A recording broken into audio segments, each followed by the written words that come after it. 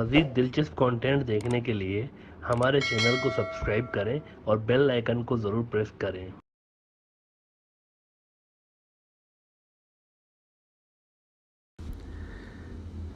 India के जो founding fathers थे, गांधी साहब, नेहरू साहब, इन्होंने इंडिया की फाउंडेशंस सेक्युलरिज्म पर क्यों रखी? 1947 में जब इंडिया बना तब भी तो इंडिया में हिंदू जो आबादी थी वो अक्सरियत में थी, लेकिन क्या वजह है कि उसके बावजूद भी उन्होंने अक्सरियत को छोड़कर हिंदुत्व की बजाय सेक्युलरिज्म की बुनियाद पर इंडिया की फाउंडेशंस डाली? क्यों? This is an important question और इंडिया के अंदर इस पर ज़रूर सोचा जाना चाहिए कि ऐसा क्यों हुआ था। क्योंकि 1947 में जो इंडिया टूटा है, इसकी बुनियादी वजह ही यही थी कि वहाँ पर मजहबी आइडियोलॉजीज़ का एक क्लैश हो गया था।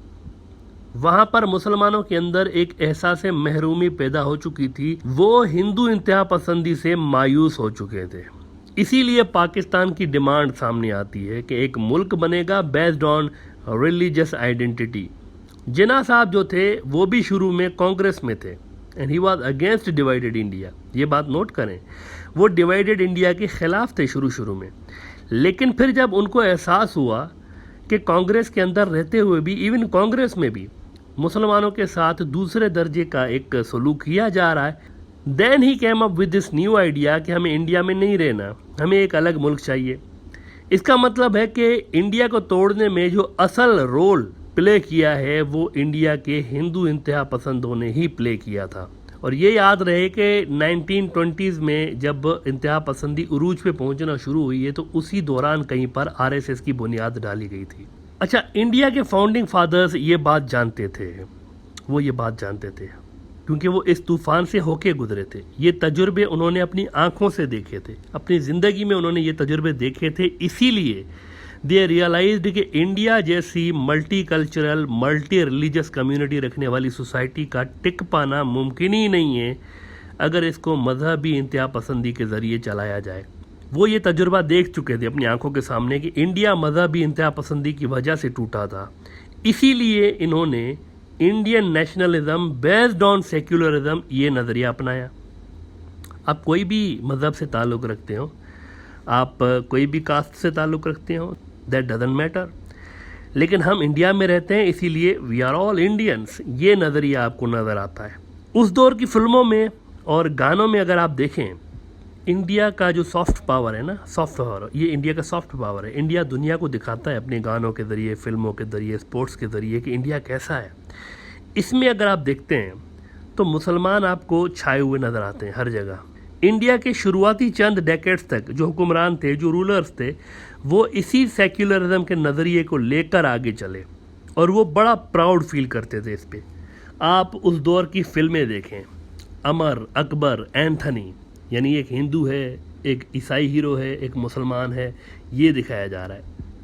फिर आप देखें शेर खान जैसे सदाबहार किरदार आपको नज़र आते हैं। एज अ हीरो आपको दिखाया जाता है कि मुसलमान एक हीरो है।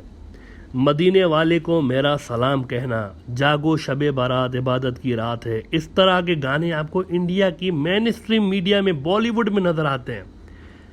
यूसुफ खान इंडिया के दिलों पे राज करता है दिलीप कुमार बन के। तो अमिताभ बच्चन इंडिया के मुसलमानों की पसंद बना हुआ है। अमजद खान को इंडिया की तारीख का सबसे बेहतरीन विलन माना जाता है, विलन अदाकार माना जाता है। And then came the Khans.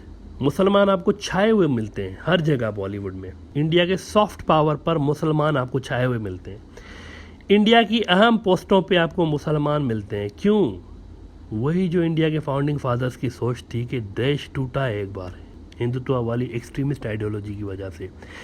अगर यही तरीका रहा तो 16 और टुकड़े दोबारा हो जाएंगे इंडिया को। उनको मालूम था, और उनको ये भी मालूम था कि एक तरफ समुंदर है इंडिया के, दूसरी तरफ मुसलमान मुल्कों का ना ख़त्म होने वाला सिलसिला जो कि पाकिस्तान से शुरू करें वो उधर चला गया अटलांटिक समंदर तक।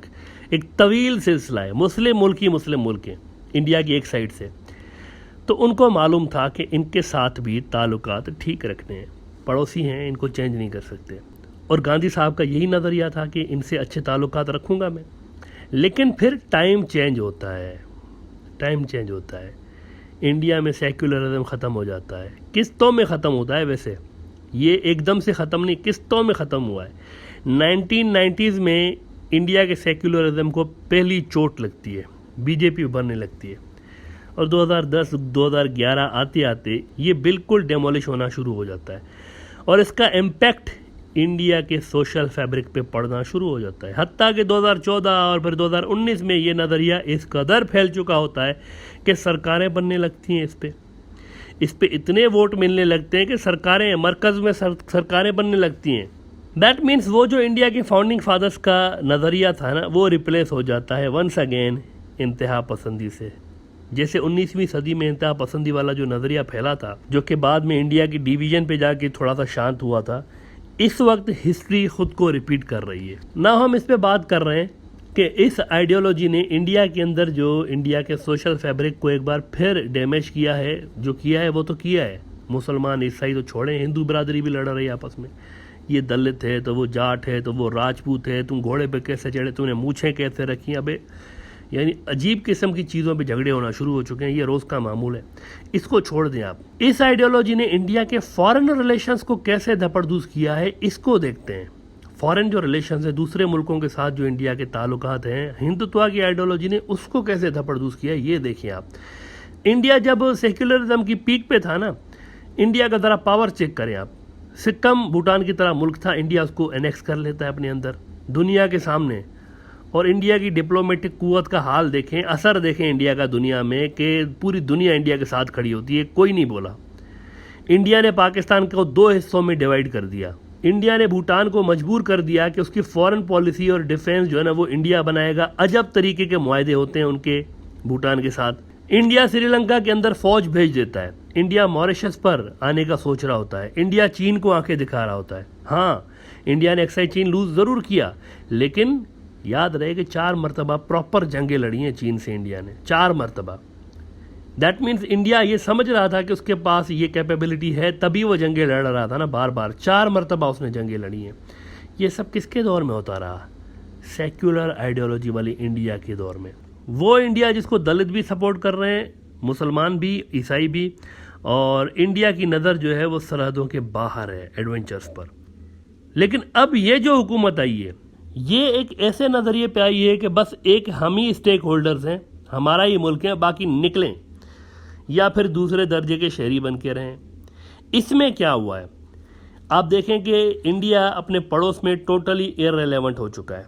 चीन ललकार रहा है इंडिया को उसकी सरहद के अंदर आकर, लेकिन आज इंडिया जंग की पोजीशन में नहीं है। 1 साल से ऊपर का अरसा हो गया चीन इंडिया के इलाके के अंदर बैठा हुआ है, इंडिया जंग नहीं कर पा रहा।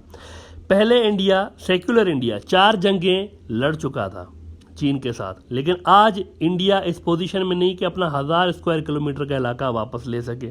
साल के ऊपर का टाइम हो गया है, इंडिया लड़ नहीं रहा। Now this is very important, India लड़ नहीं रहा क्योंकि पोजीशन नहीं है इतनी। अच्छा, ये चीन के साथ इंडिया के मामलात हैं।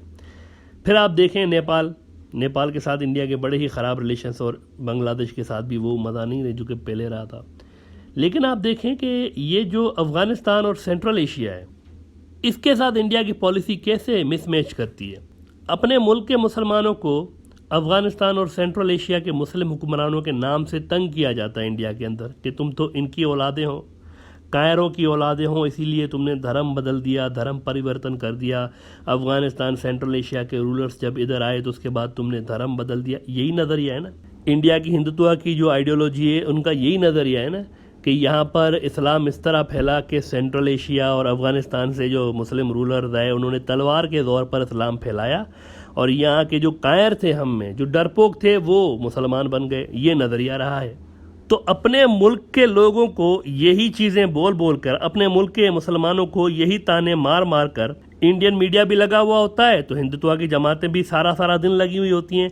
लेकिन इसी नज़रिए के बलबूते पे राज करने वाले मोदी साहब जब अफ़गानिस्तान जाते हैं या सेंट्रल एशिया जाते हैं, तो वहाँ नाम तक नहीं लेते उन मुस्लिम रूलर्स का जिनका नाम ले लेकर इंडिया के मुसलमानों को सताया जाता है। खुद जब इन रूलर्स के अपने आबाई मुल्कों में जाते हैं ना, सेंट्रल एशिया या अफ़गानिस्तान, तो इन्हीं रूलर्स की इंडिया पे हुकूमत के बलबूते पे ये कहते हुए पाए जाते हैं कि we have a historic relations with you. India के मुसलमानों को महमूद गजनवी याद दिलाया जाता है, तंज किया जाता है इनके ऊपर, लेकिन महमूद गजनवी के घर अफगानिस्तान जाके मोदी जी वहाँ के सदर अशरफ गनी को कहते हैं कि यार ये ईमान मेरा यार मेरी ज़िंदगी, डबल स्टैंडर्ड। ना वो वहाँ पर महमूद गजनवी का नाम लेते हैं, ना अहमद शाह अब्दाली का नाम लेते हैं, ना अलाउद्दीन खिलजी का नाम लेते हैं, कोई नहीं नाम लेते। ये सिर्फ़ और सिर्फ इंडिया के मुसलमानों के लिए ख़ास है। जब इन मुल्कों के अंदर जाते हैं वहाँ हिंदू मुस्लिम भूल जाते हैं, इनके सामने बैठते हैं तो भूल जाते हैं, तब नहीं लेते। ये सिर्फ अपने लोगों के लिए, अपने सिटीजन्स के लिए। CAA NRC के नाम पर मुस्लिम मुक्त भारत की जानिब पेशकदमी होती रहती है इंडिया के अंदर, लेकिन अरब मुल्कों में जाते हैं तो कहते हैं कि दुनिया में सबसे ज़्यादा मुसलमान हमारे मुल्क में रहते हैं, इसीलिए हमें ना OIC का मेंबर बना दें। ये हाल है। अपने मुल्क के अंदर NRC CAA बनाएंगे, मुस्लिम मुक्त भारत बनाएंगे, ये नज़रिया हिंदुत्व का। अरब मुल्कों में जाते हैं तो उनको कहते हैं कि OIC का मेंबर हमें क्यों नहीं बना रहे हो, मुस्लिम देशों का जो एक बहुत बड़ा एक आलमी इत्तेहाद है, इसका मेंबर हमें क्यों नहीं बना रहे हो, हमारे यहाँ भी तो सबसे ज़्यादा मुसलमान हैं, दुनिया में सबसे ज़्यादा मुसलमान किसी मुल्क में है तो हमारे यहाँ। आसाम में खड़े होते हैं तो कहते हैं कि बांग्लादेशी तो घुसपैठिए, तो दीमक, इनको निकालेंगे यहाँ से, इनको छोड़ेंगे नहीं। और बांग्लादेश जाते हैं तो फ़ौरन पलटी मार के कहते हैं कि हमारा दिल आपके साथ धड़कता है, हमारा खून आपका खून एक ही है। उधर जाते हैं तो टोन चेंज हो जाती है। अब इसमें इंडिया के संजीदा जो लिबरल फोर्सेस हैं ना, इनके लिए गौर करने वाली बातें हैं कि ये जो हिंदुत्व की सियासत है, इसके और इंडिया के जो आलमी रिलेशंस हैं, ख़ासतौर पर मुस्लिम वर्ल्ड के साथ जो रिलेशंस हैं, इसमें एक बहुत ह्यूज कन्फ्लिक्ट ऑफ इंटरेस्ट है। इंडिया के अंदर एक बात हो रही होती है इन्हीं मुल्कों के हवाले से, और जब इंडिया के बाहर इन मुल्कों के अंदर जाते हैं तो दूसरी बात हो रही होती है। तो ये सोचना पड़ेगा कि is this Hindutva ideology serving the purpose, specially with reference to India's relations with Muslim world at large. नहीं हो रहा ना। और आप देख रहे हैं कि इस पूरे ब्लॉक के साथ इंडिया के ताल्लुकात फिर 2014 के बाद तेज़ी के साथ कैसे डाउन हुए। इस पे लाजमी बहस होनी चाहिए कि सेक्युलर इंडिया का क्या कद था दुनिया में, क्या उनका स्टेटस था, क्या उनकी स्टैंडिंग्स थी मुस्लिम वर्ल्ड के अंदर, और आज इंडिया कहाँ खड़ा हुआ है हिंदुत्व के नज़रिए को अडॉप्ट करके। इस पे ज़रूर बात होनी चाहिए कि पहले के इंडिया की क्या पावर थी, डिप्लोमेटिक कुव्वत क्या थी उनकी, और क्या एक वैल्यू था दुनिया में, और आज के इंडिया की क्या डिप्लोमेटिक कुव्वत है। इस पे ज़रूर बहस होनी चाहिए।